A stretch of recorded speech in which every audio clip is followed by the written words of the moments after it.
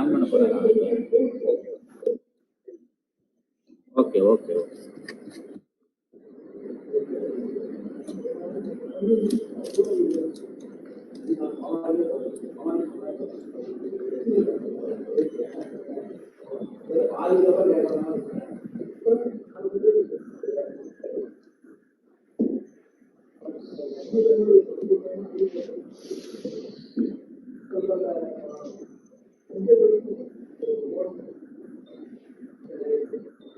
வருதா?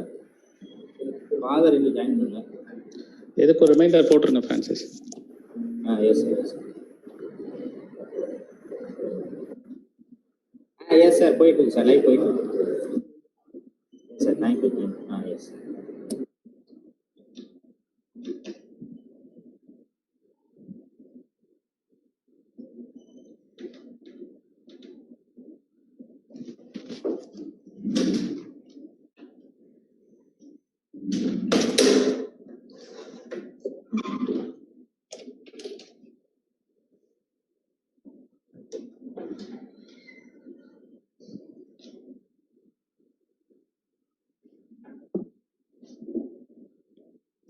எஸ் எல்லாமே 5 மணிக்கு தான் சார் மாத்திட்டேன் நான்.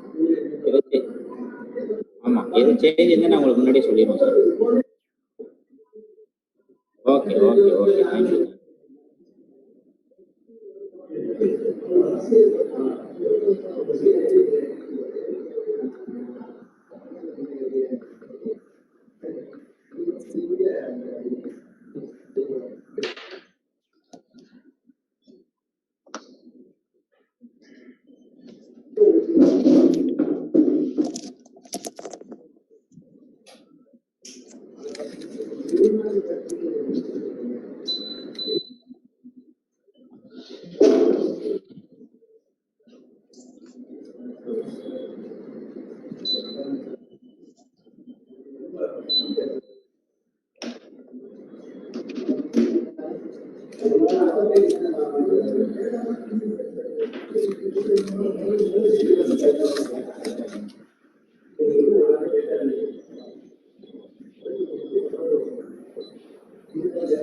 Good morning, Father. Good morning. Father, good morning. Good morning. Good morning. Good morning. Father, good morning. Good morning. Good morning, sirs. Good morning, Father. Good morning. Good morning. Good morning, Sari sir. Good morning, sir. Sir, actually, sir, start பண்ணிடலாமா? Shall we start? பண்ணிடலாம். Yes. 3 minutes இருக்கு. 11:30, please. 11:30, sir. Yes, sir. But it will come at 11:30. 11:30 ஆயிடுச்சு. 5 minutes are there. No, 4 minutes more. திருச்சியில 11:26. குமரன் நகர்ல 11:30. 11:30.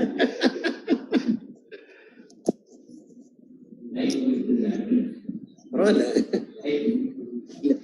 people think Kumaran நகர் அப்ராட்ல இருக்குன்னு நினைச்சுக்கோங்க. Second இந்த பையன் பிரிண்ட் அவுட் வாங்கிட்டு போறான்.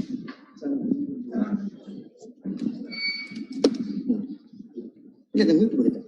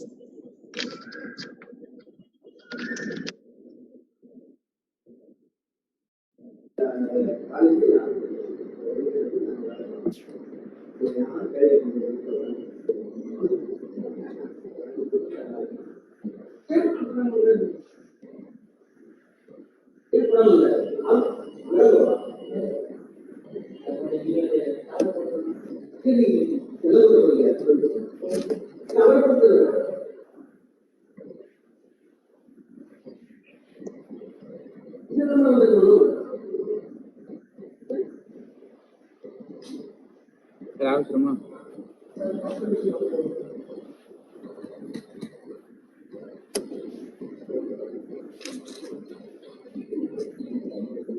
Shall we start, sir?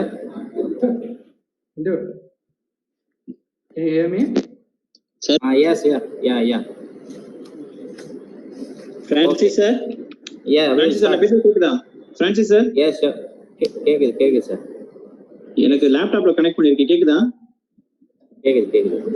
Okay, right. Okay, we'll start, sir. This thing proceeded from the Lord. Respected Vice Principal of St. Joseph's College, Reverend Dr.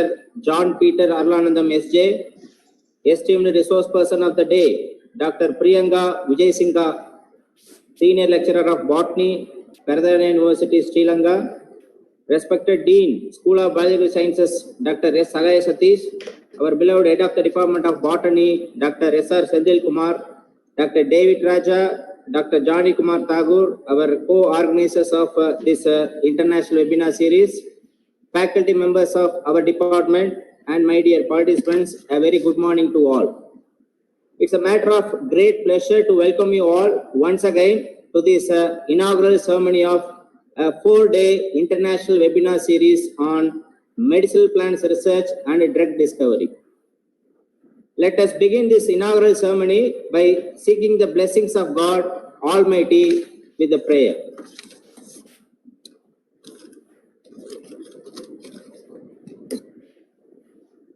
Almighty, ever-loving God, we come to you today asking for your guidance, wisdom, and support as we begin this webinar series. Help us to engage in meaningful discussion. Fill us your grace and strength. We ask these things in your holy name. Thank you all.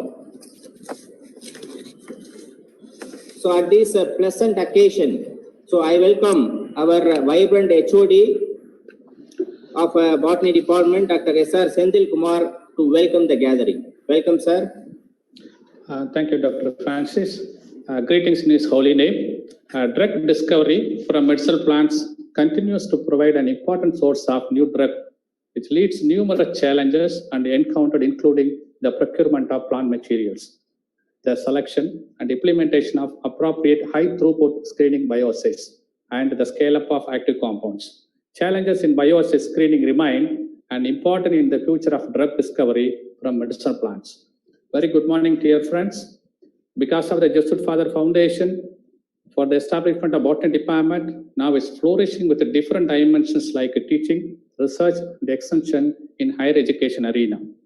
Today, the Department of Botany proudly organized a webinar lecture series on medicinal plants research and drug discovery, which provides a convenient flow to understand the present medicinal plant-based research.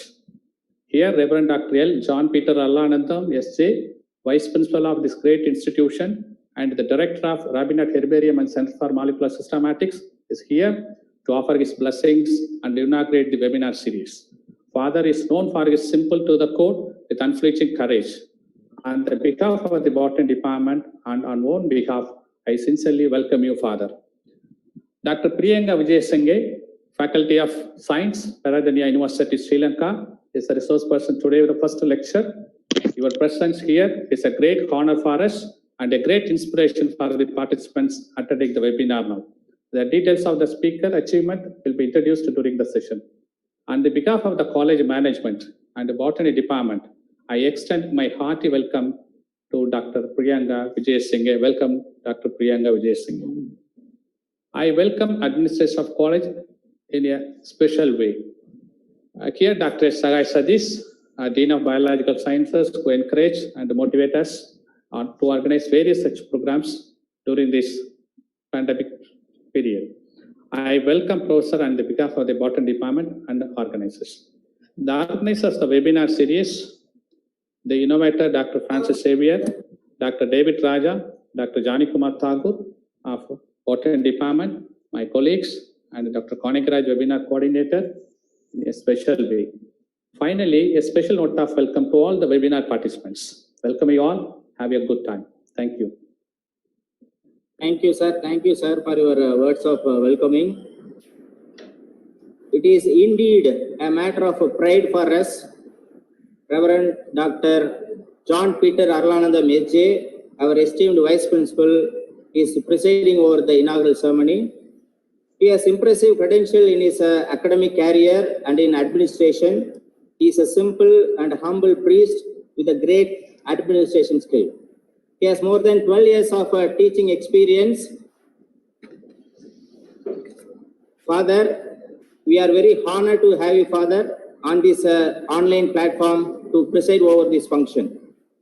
On behalf of this August online gathering, I extend you a very sincere and hearty welcome. Welcome, Father. Now I request Reverend Father Vice Principal to give the felicitation.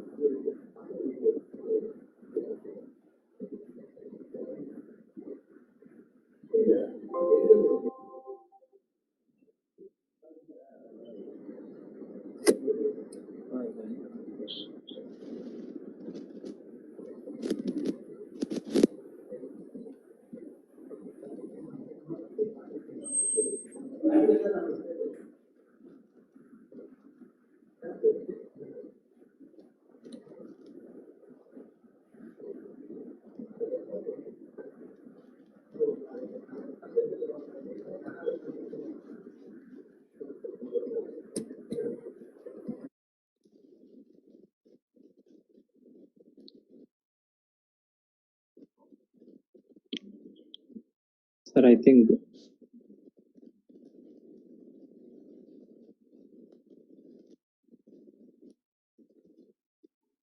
Father, please check your audio, Father. I think it is in mute.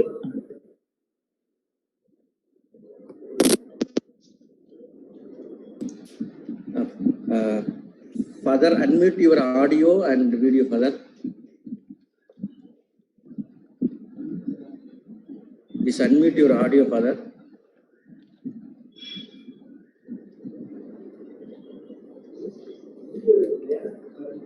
Is it clear? Yeah. Are you able to? Okay. Yes, Yes, Father. Yes, Yes, Father. Sir. Yes, Yeah. yes. Go ahead, go ahead. So on behalf of St. Joseph's College, Trichy, I wholeheartedly welcome you all and the resource persons like Professor Sadish Kumar, Bharatiya University, Dr. Marimathu, Asian Institute of Medicine, Science and Technology, University, Malaysia, and Dr. G. Sitapati, Morgan State University, USA, for this webinar series. As we are very much aware, plants have been utilized as medicines for thousands of years. These medicines initially took the form of crude drugs such as tea, powder, and other herbal formulations.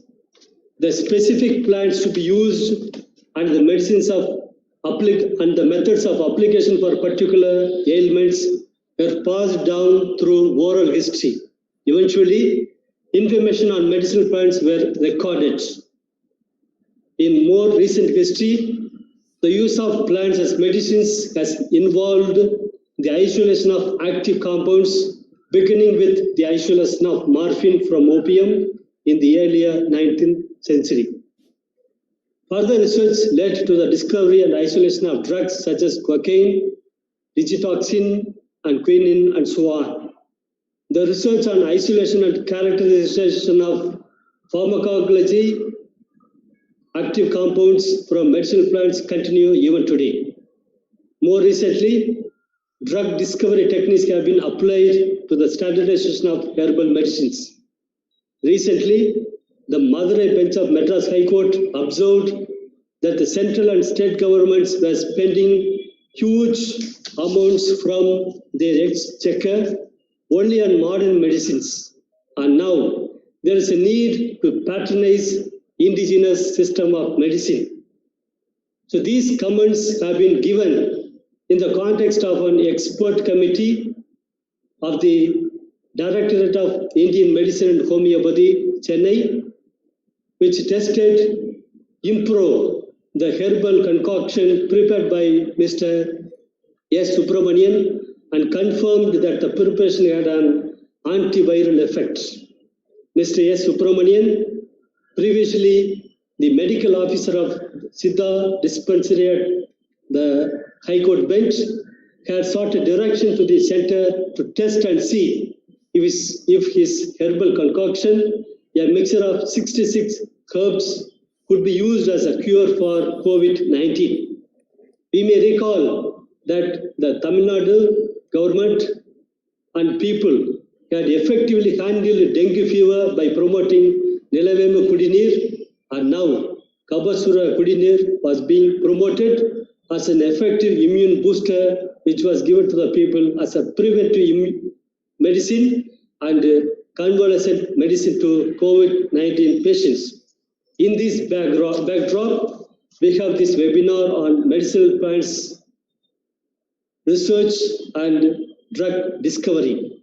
It is my humble appeal to all of us to promote more and more of indigenous medicine, as it is cost effective compared to modern medicine. I'm happy to note that the Department of Botany has so far organized about 14 webinars, including online quiz and other programs, through which few thousand participants must have benefited. It's my pleasure to express my appreciation to the organizing secretaries of this webinar series, Dr. T. Francis Xavier, Dr. David Raja, and Dr. Johnny Kumar Thakur, who have taken efforts to disseminate the knowledge on medicinal plants through this webinar. May God bless all our efforts and may He continue to guide us all. Thank you very much. Words may inspire, but action creates change. Yes, Reverend Father Arlanandam S.J., he has done many changes in our department within a short period after his arrival. Thank you, Father. Thank you for your informative speech and felicitation. Thank you. Thank you. Thank you. It's a great honor to have Dr. Priyanka Vijay Singha, the resource person of the day. So though he is very busy with his research activities, so he kindly accepted our invitation to grace this occasion by being the resource person today. So he is a young and energetic researcher and a great teacher. So on behalf of St. Joseph's College management, on my own behalf and the Department of Botany behalf, I welcome our resource person. Welcome you, sir. Welcome, Dr. Priyanka. Yeah. Over to me? Yeah. Right. Thank you very much for the nice introduction. So, It is my pleasant duty to introduce our resource person, Dr. Priyanka Vijay Singha.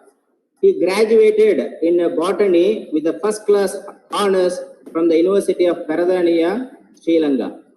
He received exceptional service as a graduate teaching assistant award during his degree programs. He did his doctoral degree in biochemistry from Warney State University, USA.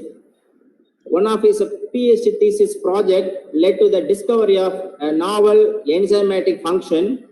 So, such a wonderful work he had. Our resource person completed his postdoctoral research fellowship in the Barbara and Harmonious Cancer Institute, USA. Having worked in that university, in various universities, he joined in the Department of Botany of Peradeniya University in 2018. Now, he is a senior lecturer in the Department of Peradeniya University. So, in his research credit, he has successfully completed 3 major research projects, such as potential of white rot fungal locases on polythene degradation and dye decolorization, fusing genes and their reduction through next generation sequencing, diagnostic tools for antimicrobial resistance. So he has received several awards. So I list out some of the awards. He received American Association Cancer Award in 2014, and he also received Academic Excellence Award in University of Peradeniya. So likewise, he received many awards. Such a eminent researcher and scientist with us. So I welcome our resource person with a cordial welcoming with the Botany Department behalf and my own behalf and the college management behalf. Welcome you, sir. Over to our resource person. Thank you very much, Francis. It was a great introduction. Thank you very much. So I'm going to share my slides and please let me know if you can see them.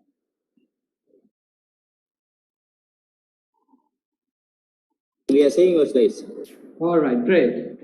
Again, thank you very much for the nice introduction. So as you said, I did my undergraduate studies in the University of Peradeniya. Then I did my PhD at the Wayne State University. And there actually I had the opportunity to study an amazing protein family called apobags. And there are 11 proteins in this family. And this is the only protein family or the only enzymes in the entire biology that purposefully or deliberately damages DNA or RNA to bring about its biological function. Okay, so what do I mean by that? So they are, those enzymes, those apopag proteins are the DNA or RNA cytosine deaminases, meaning they convert the base, the cytosine base, into uracil through this process called deamination. Okay, so now if we focus on one protein of this protein family, AID, stands for activation induced deaminase, and this is essential, this is required for 2 processes in the adaptive immunity or the so-called antibody mediated immunity. And the first one, somatic hypermutation, which is a mutational process as the name implies. And the second one, that switch recombination, which is a recombinational process where DNA double strand breaks are involved. And while this AID is already playing an essential required role with 2 processes in the immune system, the third process was also implicated in the context of DNA demethylation. Okay, so before going to DNA demethylation, if we try to understand what is meant by the DNA methylation, I'm sure you must have heard that these enzymes called DNA methyltransferases, and their job is to tag the DNA with the methyl group, CH2. And if this is the DNA methylation, DNA demethylation is the removal of these 2. And the role of AID in this DNA demethylation was proposed in the context of epigenetics, okay, especially during this early embryogenesis. Here you can see just after fertilization, this DNA methylation level of the so-called male or the paternal genome drops drastically, and that's where this DNA demethylation happens. So now, if we go a little bit deeper into the proposed mechanism for DNA demethylation by this protein called AID, it's as follows. So we already got to know that the canonical function of AID is to convert this cytosine base into uracil. But if it is 5-methyl cytosine, here there's a methyl group at the 5th position. So if this deaminates, we should get 5-methyl uracil. If we have 5-methyl uracil, another name for 5-methyl uracil is thymine, the normal base that we know of, the DNA base. Now what happens is there will be a TG mismatch. Why? Because previously there was GC base there, but now if this becomes a T, now we have a GT or TG mismatch.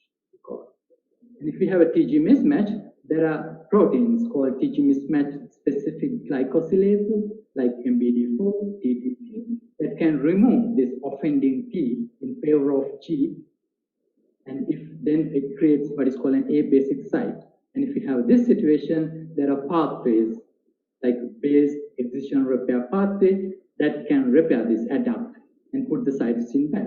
Now what has happened? So here we had a methyl group, and now we don't have that. So the demethylation has taken place.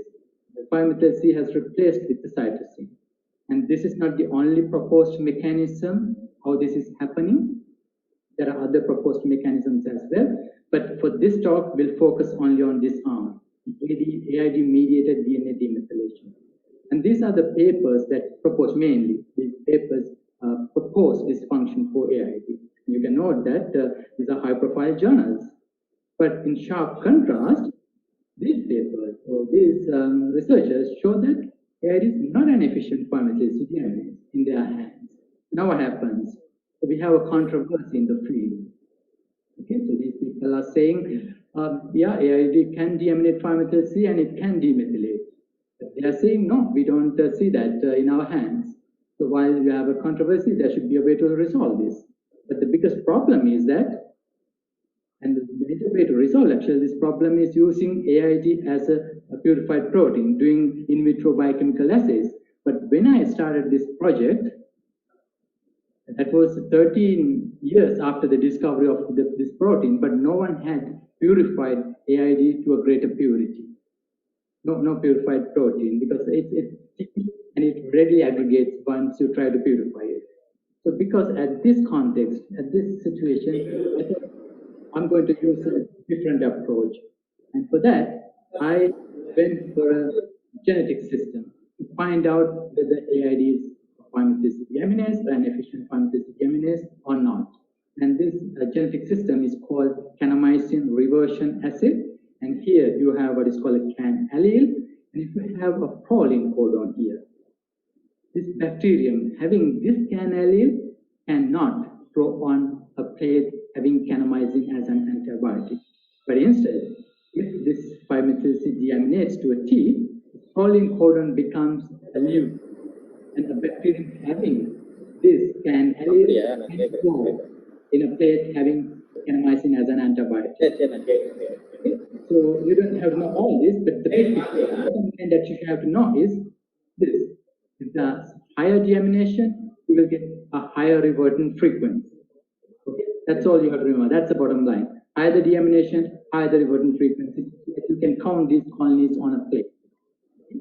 So in developing this genetic system, the very first thing was to introduce this CAN allele in forms. The technology called red recombination. Okay, so the biggest advantage for doing that, to introduce that CAN allele into the E. coli chromosome, is that now I can easily express two proteins using the plasmids. One, this MTA stands for methyltransferase. That's the protein that methylates the genomic DNA, including this position, the proline codon. And of course, the second plasmid is to express the AID protein, just to check whether it's an efficient 5-methyl deaminase or not. Right?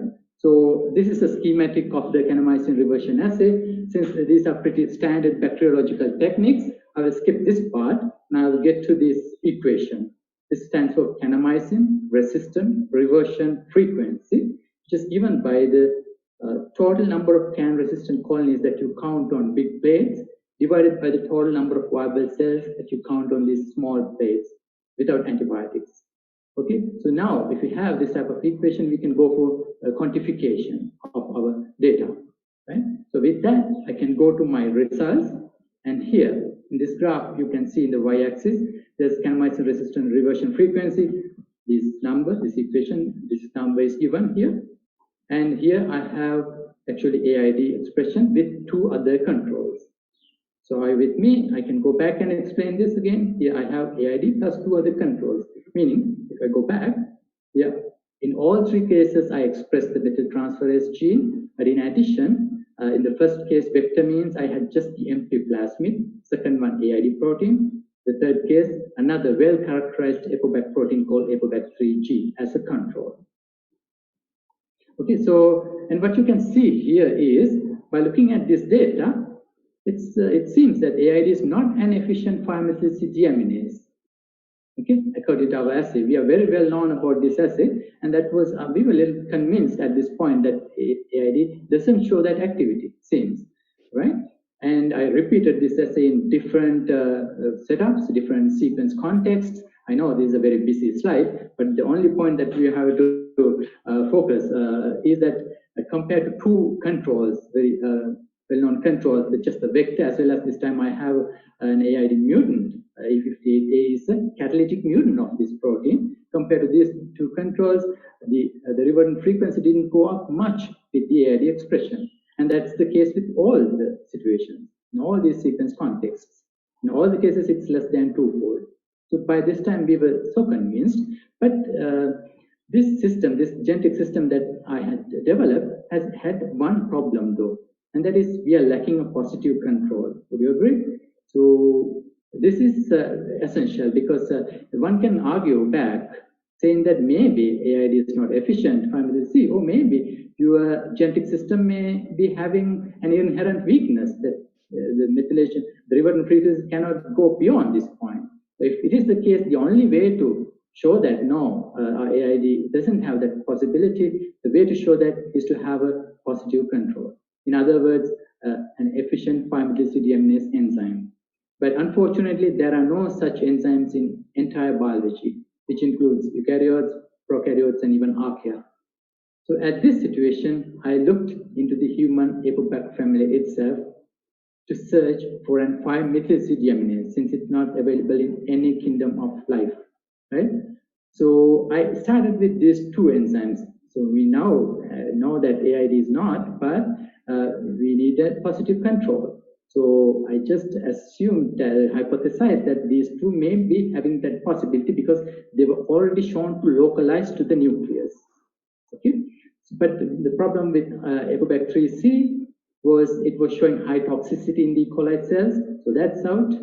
But this apobac3A was very interesting. And just a kind of a moment of truth in my career. And when I expressed apobac3A, see now what has happened compared to the vector. The kanamycin reversion frequency went up at least, I can say, 2 orders of magnitude because the y-axis is given in logarithmic scale. Okay, at least 100-fold. Not only that, once I made a catalytic mutant of this protein, this E72A, this reversion frequency dropped almost the same level to the vector. So we were convinced at this point this apobac3A is an efficient 5-methyl deaminase, but AID is not. But we were not able to publish at this point because the reviewers were on the opinion that why don't you purify this protein and show the same activity in vitro in biochemistry? So that's exactly what I did next. I purified the apobac3A protein using a C-terminal stack, and I had to do a little bit of polishing as well. And in this SDS-based gel, so this is about the right size of this protein, and I used this purified apobac3A for the in vitro biochemical assay. And when we come to the biochemical assays, for some enzymes, it's very easy. You can, if you just mix with the substrate, within a couple of seconds, it will give you a color change so that you know that your enzyme is active or it's working. But with respect to the in vitro assays for EcoBacs, which is a little bit cumbersome, a little bit laborious. So I will go through each step slowly, how this assay is working, the biochemical assay for EcoBacs, especially in this case, EcoBac 3A. So here we have an oligo, or let's say you can think of a primer, having only one 5-methyl C base, modified base. More importantly, in this oligo, the 3' end is fluorescently labeled, in this case 6-FAM. Now we incubate, we treat this oligo with the purified EcoBac 3A protein. Then presumably it will convert this 5-methyl cytosine to a T. Now, if we have a T, we can create a TG mismatch by hybridizing it with the complementary strand, but having a G here, because we are literally creating the in vivo TG mismatch in vitro now. In vivo one, in vitro here. And if we have a TG mismatch, there are enzymes like TDG, stands for thymine DNA glycosylase, that can remove a T. Okay, so if it does this job, now we have what is called an A-basic site, meaning the base is gone, A-basic. And if you treat the A-basic site with alkali, this is a very weak point, and it cleaves here, and you will get a shorter product. More importantly, a fluorescently labeled shorter product. Now, what's the advantage here? It's just a matter of running electrophoresis and visualize this. And that's exactly what I did here. And I know that we have incorporated a number of control experiments to run this gel, but you don't have to focus everywhere. Just focus only, by the way, this main M stands for 5-methyl cytosine, meaning in those oligos we had one 5-methyl C like this, just the way that I explained. And if you focus only on those two lanes, you can see the only difference between these two is here you have EcoBac 3A and you get a shorter product. So that confirms that this is happening. So in vitro, I showed that EcoBac 3A is deaminating 5-methyl C. Moreover, if you focus here, I purified the catalytic mutant of the EcoBac 3A as well, E72A, and it didn't give the shorter product, like the wild type. Okay, so when we complemented this biochemical data with the actually, before going that, I have one more data set, because we studied a little bit of kinetics or time course as well. Meaning, you can see when I incubated this EcoBac 3A protein in time course, like increase in time, you can see that this shorter product, the intensity of the shorter product is increasing, meaning that this is time dependent also. Okay, so now when we complement all this data, this biochemical, all this data, this time course data, plus the genetic data, we were able to publish this work in nucleic acid research, which has an impact factor about 11.8. And so far, we have got 104 citations for this work.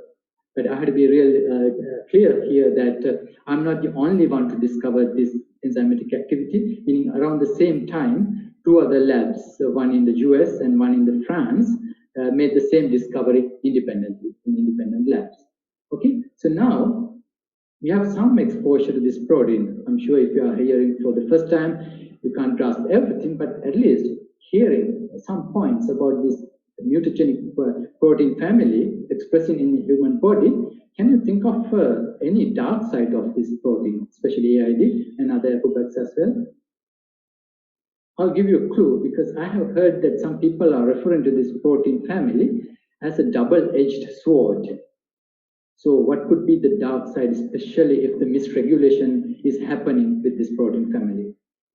So if you had thought about cancer, and that's the right answer, because even today, if you do a PubMed search with the two words, activation-induced deaminase, that's the full name of this protein AID, plus the word cancer, you will get 1,126 publications. That gives the relevance, right, of this area. And just note this, back in even 2008, people published very strong papers like AID is required for lymphomagenesis, okay, in high-profile journals. Not only that, but around 2009, 8, 10, 11, then the genomic revolution took place, next generation sequencing, transcriptome sequencing. The scientists discovered this, not only AID, but other APOPAC signatures in pretty much all the cancers, including breast, lung, prostate, you name it. Okay? Right. So with this, actually, I'm come to the kind of the end of the first part of my PhD, one of the PhD projects that we published here. Again, I didn't have chance to go all the control experiments I did here. Maybe we can discuss that later. But for the especially, I told even Dr. Francis also, my main target is the students that is going to listen this talk. And I would really think that the students might be appreciating the fact that this is just a simple work, one project. But see how many number of disciplines that I had to learn, or I had to literally sometimes master. Okay, so that's the nature of science. Like you have to learn a lot, right? So we can go through one. I have listed some of them, and we can go through each and every one just as a recap. And I will give you some couple of seconds at the beginning to think. So I'll ask as a question why I had to learn immunology here. Right? Because this entire protein family is playing an essential role in the immune system. And I didn't have time to go through all of them, but AID, this protein plays an essential role in so-called adaptive immunity, that is the antibody-mediated immune system, whereas these other APOPACs are required for some of the innate immunity. That's the other arm. There are two arms of the immune system, innate versus adaptive. So these other APOPAC proteins are playing an essential role in the innate immune system by restricting retrotransposons, retroviruses, and so on. Okay, that's why the immunity. Then why I had to learn microbiology. Okay, although these are human proteins, my assay, the assay that I developed, the genetic system that I used is based on E. coli. And that's, we can use, thanks to evolution, we can use that, right? Even E. coli to express human proteins. And here, not only I have to learn just aseptic conditions, streak plates, pore plates, glycerol stocks, not only that, but other complex things like those kanamycin reversion assay and other assays. Then why molecular biology? What's the relevance? Okay, what about those cloning experiments, making the mutants of the catalytic mutants of those proteins through a process like site-directed mutagenesis, then the PCR, electrophoresis, and that recombinating process to introduce that huge DNA segment into the E. coli genome. Lots of molecular biology is involved. And what about the biochemistry? Okay, I had to extract protein. That itself is a job. Like there are jobs by the name of protein chemists. That's all that what they are doing, right? To extract proteins, then to do in vitro assays. Okay? Then the DNA damage and repair. Actually, today I didn't have much time to go through these concepts, but actually I had to learn a lot about DNA damage and repair because this protein family is just initiating those biological processes, just converting, as I explained, cytosines to uracil. And it's the job of the downstream pathways to either repair them or either to prevent those mutation attacks or we call pre-mutagenic lesions, that's a big mouthful though, or else to promote them in the case of the adaptive immune system. So that's lots of molecular processes in the context of DNA damage and repair are involved here. And genetics and epigenetics, of course, I told you this AID was implicated in DNA demethylation in the context of epigenetics. We talked about that. And finally, we touched upon the cancer as well, right? And again, next I'm going to share some of the photos of actually Nobel laureates because I had a chance to listen to some of them during my graduate studies. And I can remember during when we were students, we liked to hear those type of stories, and because of that, I thought of again sharing this will be really beneficial for the students.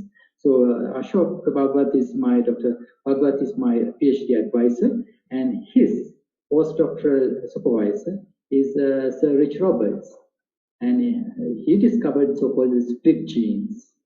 Meaning nowadays we know that there are introns in between exons, but in the past people didn't know. People thought the genes are contiguous, they are to stretch.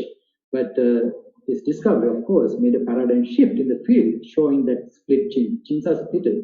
They are not like a continuous. Okay, that's his discovery. And this is Dr. Paul Modrich. And I had a chance to listen to 1 hour talk by him when I attended a conference in Indianapolis, USA. He was the actually keynote speaker. And what is his contribution to Nobel? If I remember correctly, in 2015, the Nobel Prize went to DNA repair, this field. And there are 3 major areas of DNA repair called base excision repair. I just touched upon that. Some may remember this, BER. The second one is NER, nucleotide excision repair. And the third one is the MMR, mismatch repair. And he is the king of mismatch repair. Okay. Yeah. So next, this is Dr. Roger Kornberg, and he visited our University of Wayne State once, and I had a chance to again listen to 1 hour talk by him. And I think again for the students, we should talk about the pedigree here, because Roger Kornberg is son, and do you know his father's name? Arthur Kornberg. Arthur Kornberg is the scientist who discovered the first DNA polymerase. He discovered E. coli polymerase 1. So literally, father was getting the Nobel Prize for replication, while son is getting the Nobel for transcription. So some amazing moments in the Nobel Prize, right? Finally, this is Dr. Honjo. He got the Nobel in 2018. And I can remember, actually, I had a chance to present this work in one of the Keystone Symposia at Boston. And at that point, I had very preliminary data, just to say that in my genetic system, it is not an efficient pharmacocytosine. That's all I had. So he came to my poster and asked a question. The question was, it went like something like this. So you mean to say that the previous scientist's work was wrong? So he was referring to, remember I told you there were 2 groups. One group was saying that AID can deaminate 5-methyl C, and that can lead to demethylation. So he was referring to that. Okay, right. So with this, I'm switching gears. So the time came for me to graduate from my PhD work and go to the next level of my career. Okay, time to find a postdoc, in other words. Okay, so here again, I prepared this slide for the benefit of the students, especially for PG students. Okay, so my eye was on 3 institutes by the time when I was about to graduate from my PhD. Those are, one is Barbara and Karman's Cancer Institute, which is an NCI NIH designated cancer centers, maybe at that point out of 60 available in the US. And this was at walking distance to the place that I lived. And the University of Michigan, which is about 45 minutes drive in Ann Arbor, and the Michigan State University in East Lansing, about 1 hour, 1.5 hours drive. So I had been writing to those professors in those 3 institutes, but no one was getting back to me. Okay, maybe nice people got back to me, but just to say that we don't have money, unfortunately, although we need somebody like you in my lab. But luckily, I met somebody named Dr. Amanda. She's a postdoctoral fellow in my same department that I did the PhD. And she asked a question. She asked, what are you doing now? Are you looking for positions? I told her, yes, I'm writing emails. And she asked the right question. Sometimes you have to ask the right questions from your students and colleagues. She asked, what do you write? What's the structure? What's the composition of your email? Right? So I told her, actually, I came up with a figure. If I showed you, you will get the exact idea what I'm trying to say. So I told her that, yeah, I'm explaining about me, meaning what I did for my PhD work. And finally, I had a sentence to ask that I would like to start a postdoctoral position in postdoctoral place in your position in your lab. That was basically the pitch of my email. She said, maybe that's not going to work. You have to reverse this idea. You have to pitch it in a different way. This may take time, but what you have to do is go to their websites, read well, this may take time, read well, and propose, pitch it in a way like this. Something like, I remember exactly the way that she said, I was impressed to read that you are doing this work and I did this, maybe we can couple this and come up with a new project like that. Okay, so pitch in that sense. Okay, in other words, you're talking about what's in it me for in the perspective of from the side of the supervisor. Okay, believe it or not, I wrote 2 emails to 2 professors in this institute in this pitch, and both got back to me. Not only that, they gave me even the interviews. And finally, they both liked to recruit me, but I had to make a decision to go to one lab or the other. So I thought it will be really helpful in this time, especially because even our students are saying that it's very hard to find the PhDs, postdocs in especially the Western countries. So this might be helpful. This is not the only thing, but it may be. Okay, right. So I decided to join this place, right? Barbara and Karma's Cancer Institute. Probably you haven't heard this word, but maybe some of you know this. Maybe some of you are working with this cancer cell line. Actually, this is a breast cancer cell line. This is not a breast cancer cell line. This is a breast epithelial cell line, non-tumorigenic. But why I'm saying this here, this MCF, the previous name of this institute is Michigan Cancer Foundation, and hence the name, because these cell lines were first developed in this institute. Okay, so that's one relevance. Probably, I'm pretty sure this is very well be used in the entire world, these MCF cell lines. And the second one is AZT, the first clinically approved HIV/AIDS drug. Again, this was first developed in this institute as an anti-cancer drug. It was not successful as an anti-cancer drug, but it worked really well in the case of HIV/AIDS. So with this introduction to this institute, I'll focus on my project. So they literally recruited me, or they had money to recruit me as a postdoctoral fellow mainly to get this job done, to develop a novel genetic assay for a part of a non-small cell lung cancer, because this is a huge, broad area. But I had to say this because this was a time, and it still is, the therapeutic landscape of lung cancer is undergoing purely histology-based one to a tumor genetics-based one. So what do I mean by this? So based on just the histology-based classification, now we can talk about the cause and effect, meaning the doctor can put the patient on the right rational drug, we call targeted therapies, that has something to do with that genetic aberration itself that generated that cancer. So which is powerful. Do you agree? I'm thinking, I think that you can understand this, but I have, I think, one more slide. So just to explain, just everybody to be on the same page, I'll go through this and I'll get back to my project again. So you know that you have heard about, I'm pretty sure that for tumor suppressors, proto-oncogenes. So here I want to emphasize the point that proto-oncogenes, so normal oncogenes, meaning they are there in the body, they encourage cell growth when needed. That's fine, right? But what happens in cancer is that this activation happens due to mutation in those proto-oncogenes. Now they become real oncogenes. And that leads to an accelerated cell growth at the wrong time, which is the #1 hallmark of cancer. And this activation mutation can happen due to a point mutation, meaning base substitution, or it can happen due to a so-called chromosomal translocation. In my case, it's related to this, and I'll come to that. Okay, so I was supposed to develop an assay to detect basically these two genes, the genetic glitches, the genetic aberrations due to these two genes. And by looking at these two percentages, you might think that it's very low, the prevalence is very low, right? But lung cancer being the leading cause of cancer deaths, if you multiply with that number, this is going to be huge. Lots of patients are dying even due to this, right? And that's not the only case, that the point that we had to develop this assay, we had other reasons as well. For example, there were already known small molecule kinase inhibitor drugs, so targeted therapies already available for the benefit of the patients having these genetic defects like ROS1 crizotinib. Okay, that's another reason that we wanted to start this project. Okay, again, as I told you, this one is related to so-called the chromosomal translocations.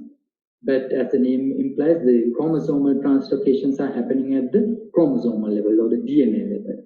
So for the students, you can recall your knowledge on the central dogma of molecular biology. You know that the genetic information flows from DNA to RNA to the final proteins, right? So if there is a chromosomal translocation at the DNA level, and if it expresses, you will get a fusion gene at the mRNA level, and finally even a fusion protein. Clear? Right, now this is a schematic again for the assay platform, and this is how this platform is going to work. we are going to extract RNA from tumor samples. It can be either from fresh tissues or frozen ones, or even FFPEs, stands for formalin fixed paraffin embedded tissues. And you extract RNA. Of course, RNA is very fragile. You can't work with RNA. You convert it into cDNA. Now, in this platform, PCR has coupled to what is called the mass spec. Okay, and how this is going to work is like this, basically, right? So if there is a fusion point like this, due to, let's say, due to one cancer gene and another gene, or proto-oncogene and another gene, so if there's a fusion, this principle has developed in a way that this primer will extend one base. Okay, if the fusion is not there, it's not going to extend, of course. No fusion, there's no way it can. So now it's a matter of measuring the weight or the mass of these two primers, because if it is wild type, just a primer itself, it will, after that time of flight, the mass spec, it will give one peak. And if it extends, we can discuss how this is happening maybe during the discussions. And if it is extended, now what happens is the mass is different, it's higher, and it is predetermined, and we can look that as a different peak, and we have a predetermined idea where it's going to have. Okay, all right. So now I thought I have only two genes, ROS1 and RED, so it's just a matter of designing two primer sets for these two genes and apply that to this so-called mass spec. That's my job with the first project. But you would think that biology is a little complicated than we think, because there were so many, quite a few actually, ROS1 as well as RED fusion variants. Okay, so I had a little dig deep, curate is a good word, those fusion genes by reading a number of previously published work, especially going through their supplementary data. Okay, then I was able to collect, but I went only for the tumorigenic ones. If it is benign, there's no point. Even if there's a fusion, if it is benign, there's no point. So I went for only the validated ones, and there were 9 such tumorigenic ROS1 fusion genes, whereas there were 6 RED fusion variants altogether. 9 plus 6, 15.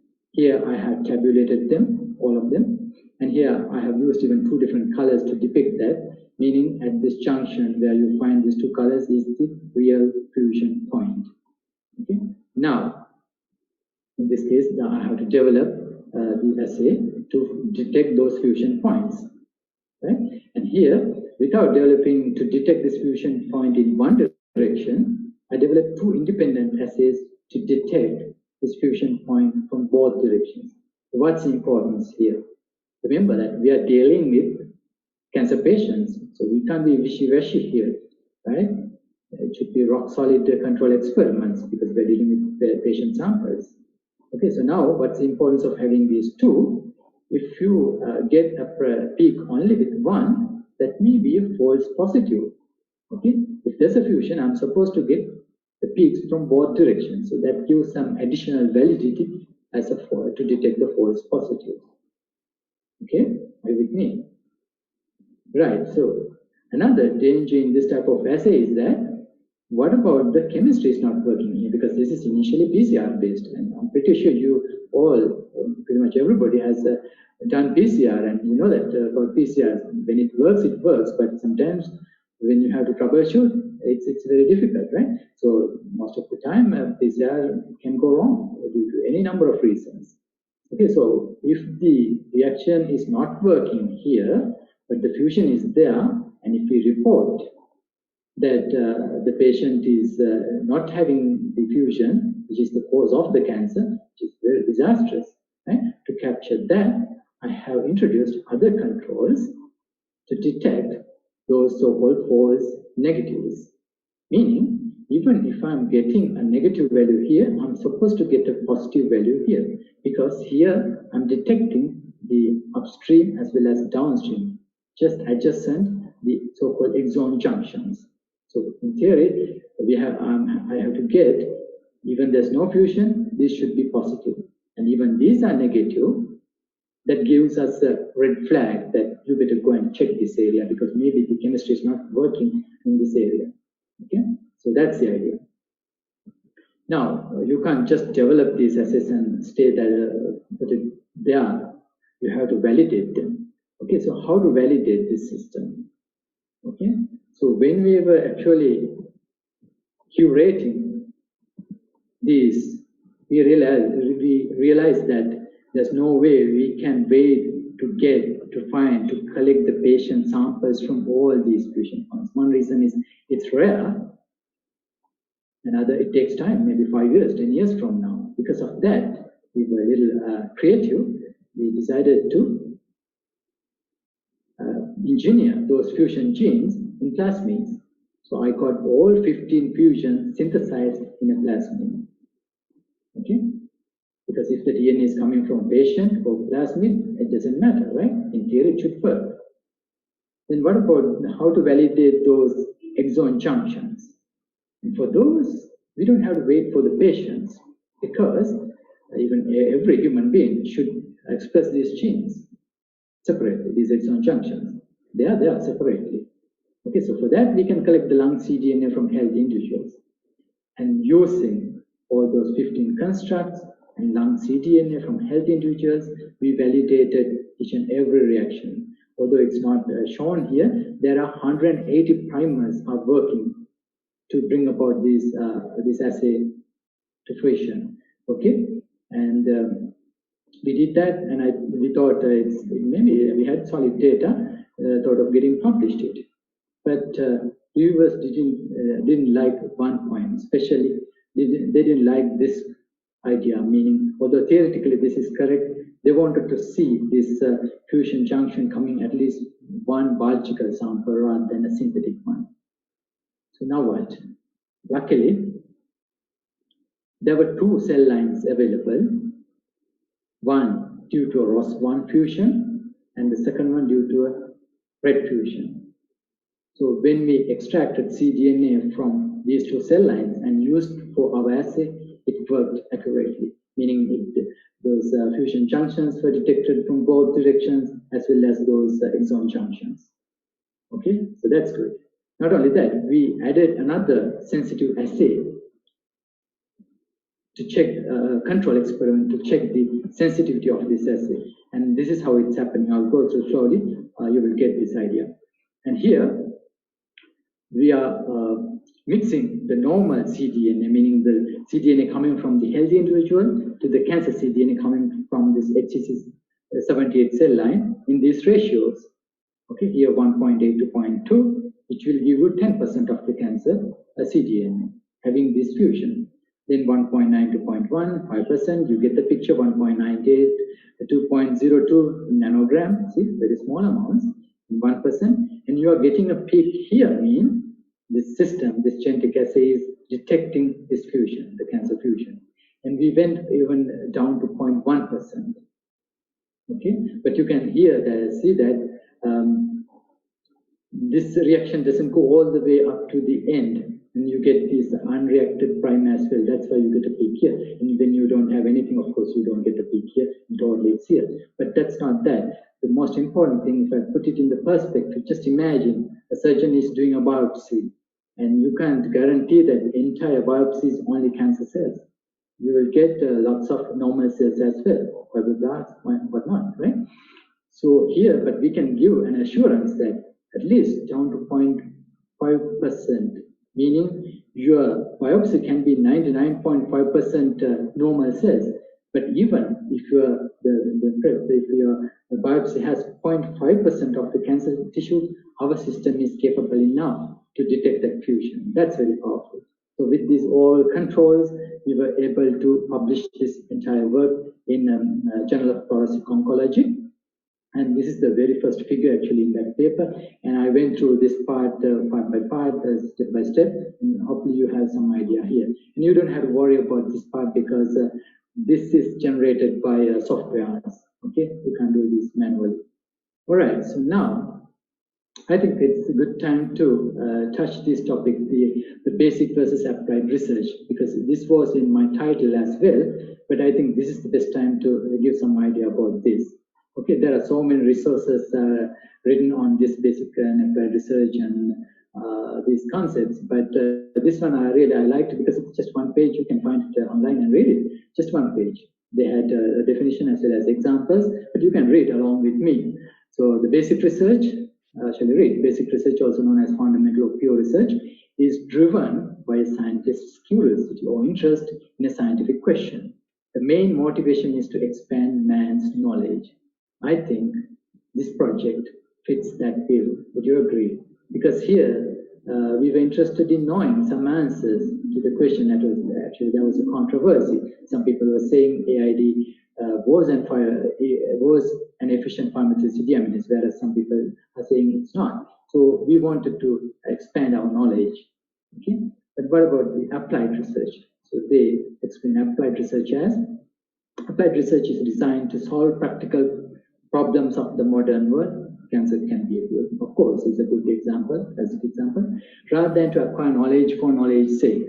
I think again this will be really going par with this one, because the people who went before me to find those fusion junctions did the real basic research one. I just collected a bunch of them and developed this essay. So I'm making more like an applied research.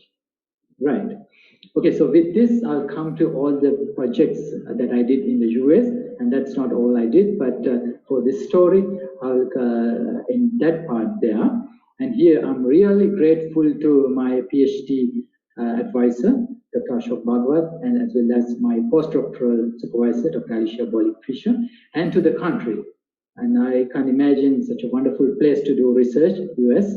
And can you imagine, like, if you put, let's say, for order for primers the next day, it will be at the morning, maybe it will be at your doorstep. Okay, so what a streamlined system to do research. All right. So, and I think I should go a little bit about my self-petition that I did to get my green card as well. Maybe this will be helpful for, again, some students, right? Okay, so here the lawyers are very expensive when it comes to everything, but especially in this case for green cards as well. I think they are charging up to $10,000. So I thought, why not? I'm going to make a case or file a self-petition to get the green card. So, and I applied using the category called EB2, which is called national interest waiver, meaning that you have to make a case that your work, your contribution is of national interest compared to the local interest. So exactly using the material that I shared with you so far, I built up my case. Okay, so but it's easier said than done, right? Which was tiring, which was very difficult work. For example, my cover letter itself was more than 20 pages, 23 pages, and the entire doc, when I sent to the USCIS, it was more than 200 pages. I remember 237. Okay, but I got the green card. Right, but you know, destiny, the life, the same month I got the green card, maybe the same week, I decided to come back to Sri Lanka due to a couple of reasons, including family. And after joining two other universities, finally I came and joined the University of Peradeniya. It's a circle of life, right? And here, actually I'm located here. By the way, this is also called the Garden University of Sri Lanka. You should visit at one place. And this is our postgraduate institute. And we have almost every month some international conferences. We should collaborate. We should I'll invite you to come and visit this place, this beautiful place. Okay, anyway, so I joined this place as a senior lecturer now. And our main prime job is to teach undergraduates and plus some postdoctoral students as well. Okay, so I joined here, but we have to start a research career as well.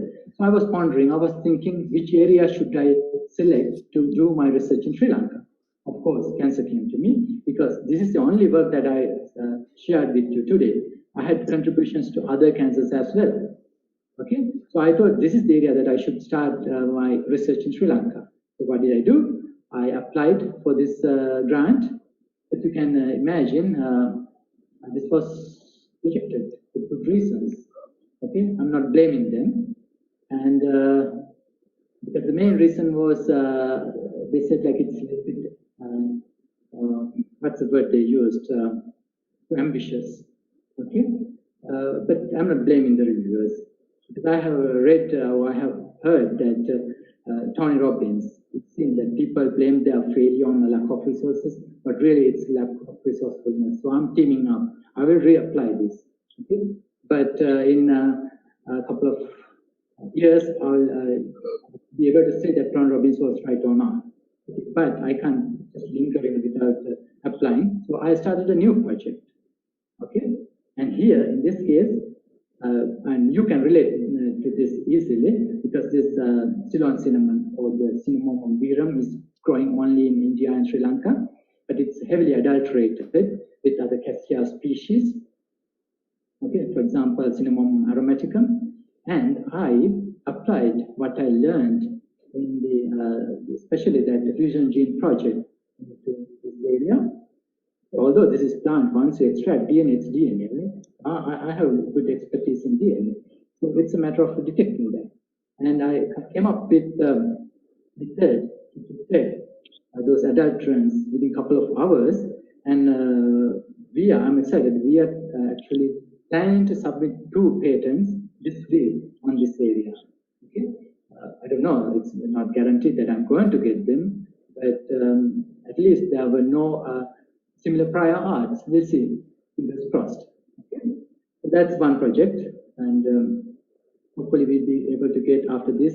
We'll be able to get 1 or 2 papers as well. And another project here. Okay, this is the last slide. I'm going to talk on research. Okay, this happened this way actually. So you're also from a botany department, and this student Tiruchirappalli Madhupashini, and she's a 4th year actually. When she came to me, a 4th year student. And I don't know about your department. In ours, we have, we call it botany special or the honors degree, 4-year degree. And for the 4th year, they have a research component worth 8 credits. And she came to me and told me, so I put you as the number 1 preference, meaning they can choose the advisors. And then she asked, is there any way that you can give me a microbiology project? Okay, she should have done it the other way around. But that's what happened. So I thought like, no way, because you can't switch your expertise, right? There's no, you've been no man's land. You try to jump into discipline after discipline. But that was my first thought. Then my second thought was, why not? I had some exposure to microbiology. Can't I give a small project for an undergrad? Okay, so then I tried to apply what I learned, meaning where can I apply microbiology knowledge? In other words, what are the burning questions that we have in the world? And of course, I read about, I knew about this as well, about the antimicrobial resistance. So I think this picture tells them all, because we can all relate to this, especially with respect to the COVID-19, the pandemic that we are facing now, right? So it's making havoc, literally turning upside down the entire world. That's why we are even having this type of a platform. And but still, that number didn't exceed this 700,000 we made within this week. I don't know, it's very close now. But just to put that in the perspective, but silently, every year, 700,000 people are dying due to antimicrobial resistance. That's not it, meaning the scientists are predicting, speculating that this number can be 10 million deaths per year by 2050 if we are not going to take vigorous actions on this, because we are entering the post-antibiotic era. Okay, so now I found out where can I apply this knowledge. Then of course there are 2 places. One is the livestock farms and the other is the hospitals. But we thought we should go in this route first, especially thinking getting the ethical clearance and so on. And so far we were able to screen the livestock farms using the cow dung samples to find out the antibiotic resistance bacteria. And so far we were able to screen 30 cattle farms in 2 districts. And we came across pretty high antibiotic resistance. For example, after sequencing, one Pseudomonas species is showing at least 100-fold MIC value, minimum inhibitory concentration, compared to the standard value. Okay, so that's going on well. And but then last year I was assigned a student from our allied health sciences faculty. Okay, so we have a separate faculty for AHS, allied health sciences, and they have a department, pharmacy department. And of course, these students have access to the hospitals and the fast-moving antibiotics in the hospital setup. So we started this project as well. Now I'm done with all the research, but I'm going to take maybe only a couple of minutes just to talk about the graduate life again for the students. Okay, Dr. Francis, do I have time? Only 5 more minutes. Yeah, only a few minutes, sir. You go ahead. Yeah, please. Thank you. So this is for the students actually. So you know that the life is full of ups and downs, but especially when you are in the graduate school, you feel like there are more downs, or the downs are longer or deeper. And I felt the same, and that's why I have this message for the students. Okay, so I have one message for if anybody who's listening today is in this boat. Just think that just being aware of this, the life is full of up and down, itself is going to be a relief. And because that shall pass soon for you. That's one message. The second is that, so again, you can tell this based on the experience from 5 years from now, 10 years from now, when we look back at these times, retrospect, you will think that this happened for a betterment, meaning either for my life or to teach a lesson for my career. And I'm going to share one of that very quickly, and that is, I haven't, probably before entering the university, I had read only one book. I wasn't a good reader at all. But during one of those down times in the graduate school, away from the family, away from friends, I started this good habit, and I read a lot of books. I became a little voracious reader, sometimes one book per week. Okay, and these are very precious. These are some of the books I read. I brought all of them to Sri Lanka, and from time to time I share them with my students as well. But since I don't have time today to do that with you, I'm going to share one video that I came across in a difficult time like that, and that is on success.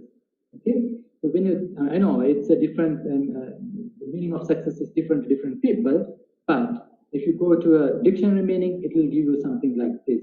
But the true meaning of success, I got to know while listening to a video by this person named Jim Rohn, and one of my heroes, and he says, success is not something you pursue, okay, when you go after or chase.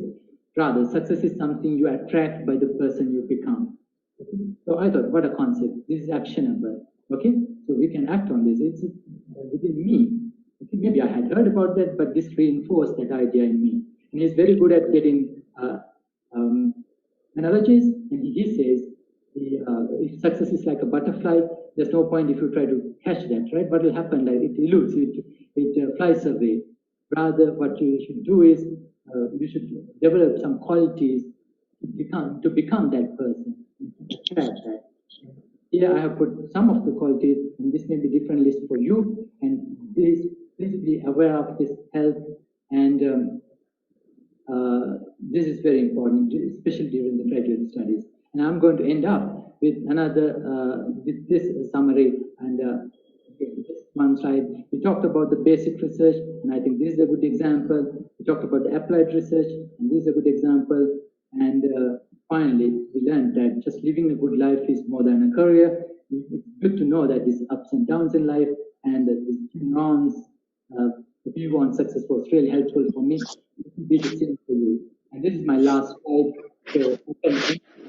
So this saying by Jim Rohn himself, you can't hire someone else to do your job. So you are doing the right thing, meaning listening to this rather than sending a friend of you. So with that, I'll conclude. Thank you very much. So over to you. Thank you, sir. Thank you, sir. Yeah, we are really impressed on your excellent presentation. Thank you so much, Dr. Priyanka Vijayasinghe, for your very informative and enlightened talk you shared today. Thank you so much. So this is a time for participants, sir. So many of the participants, they have posted the questions, clarification in the chat box. Would love to. So yeah, we selected only few questions on behalf of participants.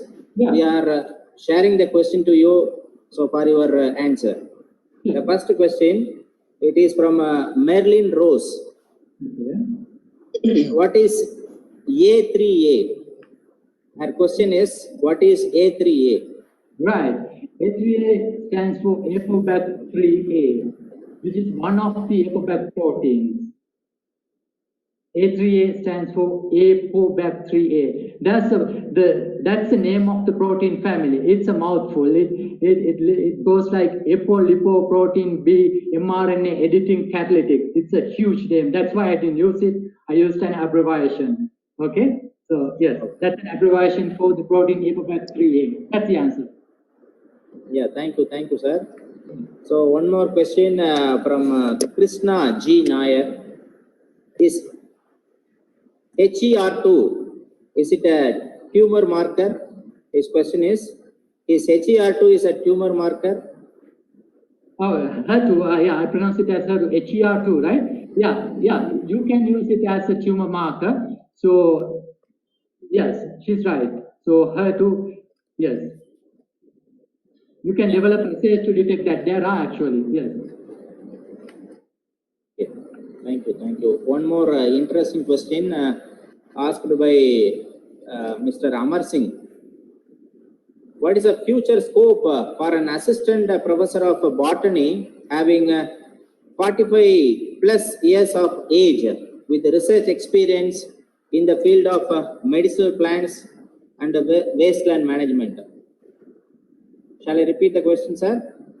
Yes, Francis, can you give me the specifics? So that, yeah, you can repeat the question. So yeah. So this is yes, in which context he needs the answer. It's a little bit, it has to be a little specific. Okay.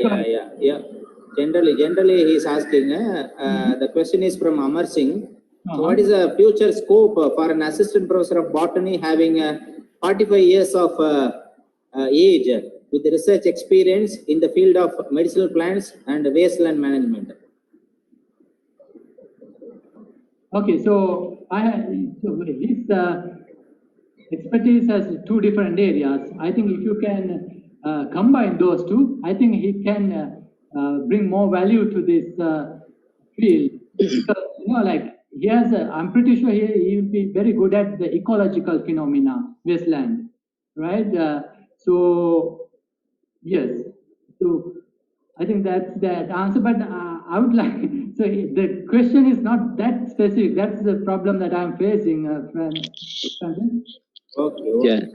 Okay. Just go to the next question, sir. Yeah. Thank you, sir. I think only 3 questions we received. We selected based on many questions. So now it's a time for acknowledging the persons who helped us and the resource person. For that, I welcome Dr. David Raja, one of the organizing secretary of this international webinar series, to propose vote of thanks. Welcome, Dr. David Raja. Thank you, Dr. Francis, sir. A very pleasant good afternoon to all. I am very glad to propose the vote of thanks in this grand webinar, Medicinal Plant Research and Discovery. First of all, I would like to extend my most sincere thanks to the Almighty God for making today's event a resounding success. Next, I would like to thank Reverend Father Vice Principal L. John Peter Arlanandaram SJ for his wonderful felicitation and blessings. Reverend Father Arlanandaram is very simple and active Vice Principal of our college. He initiated many good innovative practices in our department within a short span of time. So in this great occasion, I would like to extend my sincere thanks to Reverend Father Arlanandaram SJ. Thank you, Father. I also wish to express my gratitude to Reverend Father Rector, Secretary, Reverend Father Principal for their constant encouragement and blessings. Thank you, Fathers. I wish to express my sincere thanks to Dr. Priyanka Vijay Singhe, Senior Lecturer, Faculty of Botany, University of Perdania, Sri Lanka. Sir, you made this day a very fruitful one because your presentation is more informative and very useful to all the participants. Thank you, sir. My pleasure. Thank you very much. I also thank Dr. S. Sagai Sadish, Dean of Biological Sciences, and Dr. S.R. Sendil Kumar, Head Department of Botany, for their gracious presence and guidance. Thank you so much, sir. I especially thank Dr. Kanike Raj, the technical team head, for his excellent arrangement and guidance throughout the program. Thank you, sir. I convey my sincere thanks and congratulations to Dr. Francis Xavier, the vibrant organizing secretary of this webinar, for his hard work and keen planning. I also thank Dr. Jani Kumar Thakur for his support. I also express my sincere thanks to all the staff members of Life Science Department for their fullest participation and cooperation. Thank you, sirs. I wish to express my profuse thanks to all the PhD scholar and student volunteers for their e-invitation and certificate preparation and other process. Thank you, friends. Finally, my special and hearty thanks to all the participants from various parts of India and abroad for your very energetic participation and response. Thank you, friends. As no program can become successful with a single person, so I extend my big thanks to all the well-wishers of this webinar for the grand success. The joyful presence of nature leads to the clear direction of the healthy life. Thank you one and all. Have a nice day.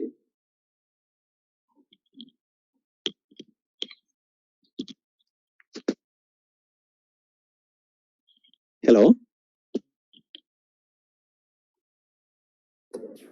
Thank you, Dr. David Raja, for your wonderful vote of thanks. Thank you, sir. Just a few reminders from organizer side. I would like to seek your cooperation in the upcoming days of this international webinar series. Dear participants, we have placed the attendance link at the chat box. Open the link in the web browser and post your attendance. It is compulsory. So e-certificates will be issued to the registered participants who attended the whole session, and online attendance and the feedback at the end of session. So please fill both the forms and send both. So please provide the correct details in the feedback form, which will be reflected in your e-certificates. So please correct give the correct details in your feedback form. So with this, I would like to remind you one more information. So tomorrow, the second day session of this 4-day international webinar series will be started at 5 p.m. Dr. Marimuthu, he will speak on immunomodulatory effect of medicinal plants. So tomorrow we will have the session at 5 p.m. With this, we wind up the session. Thank you so much. Thank you all. Thank you. Thank you.